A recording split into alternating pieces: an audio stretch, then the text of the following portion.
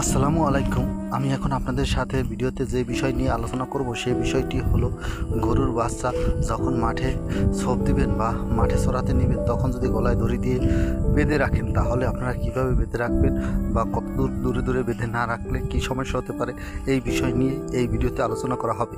আমার এই ভিডিওটি যদি আপনাদের একটু ভালো লেগে থাকে তাহলে প্লিজ লাইক, শেয়ার, কমেন্ট এবং সাবস্ক্রাইব করবেন। আপনাদের কোনো বিষয়ে যদি প্রশ্ন থাকে তাহলে আমাকে কমেন্ট করবেন, আমি পরবর্তী ভিডিওতে আপনাদের সেই বিষয় জানিয়ে দেব।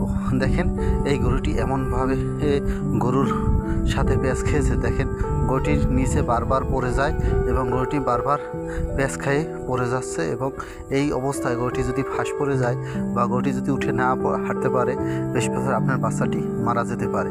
তাই আপনারা যখন গরুর ছোপ দিবেন বা মাঠে চড়াতে আনবেন তখন খেয়াল রাখবেন সবসময় যে একটা গরুর ছোপ আরেকটা গরুর সাথে পেঁচিয়ে না যায়। যেহেতু কেননা বাছুর গরু বারবার অন্য গরুর কাছে যেতে চায় বা বুড়োর কাছে দুধ খেতে চায়, এরকম সমস্যা হয়। এই কারণে আপনারা একটু দাঁড়ে বাঁধতে চান, কিন্তু দাঁড়ে বাঁধলে দেখেন এই অবস্থা হতে পারে। এই গরুটি দেখবেন কীভাবে পেঁচিয়ে পায়ে পেঁচিয়ে এবং গলায় পেঁচিয়ে পড়ে বসে রয়েছে। গরুটি হাঁটতে পারতেছে না, খাইতে পারতেছে না, কিন্তু যদি কোনো প্রকার যদি একটু বেশি জোরে টান লাগে তাহলে পাওয়াটা ভেঙে যেতে পারে বা গলায় ফাঁস লেগে যেতে পারে। এভাবে যদি দেখেন গরুটি কীভাবে পড়েছিল, এরকম যদি হয়ে থাকে তাহলে আপনার খামারে সবচেয়ে একটা বছর অপেক্ষা করার পর একটি বাচ্চা পান। এই বাচ্চাটি যদি এরকম কোনো দুর্ঘটনা হয়ে থাকে তাহলে আপনার সারা বছরই লস হয়ে যায়।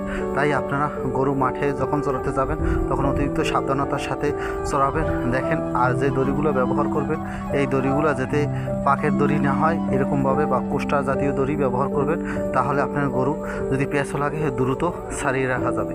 দেখেন গরুটি কীভাবে গলায় পেঁচিয়ে গেছে। এখন যদি আপনার পেঁচটা ছাড়াতে দেরি হয় তাহলে আপনার গরুর বিপদ হতে পারে। এই বিপদ এড়ানোর জন্য আপনারা সবসময় দূরত্ব বজায় রেখে গরু ছোপ দিবেন, যাতে একটা গরু ঘুরে এসে আরেকটা গরুর সাথে না প্যাঁচ খেতে পারে এরকম দূরত্বে ছোপ দিবেন, বা একজনে ছোপ দিলে তার পাশে ছোপ দিবেন না, তাহলে এরকম সমস্যা হতে পারে।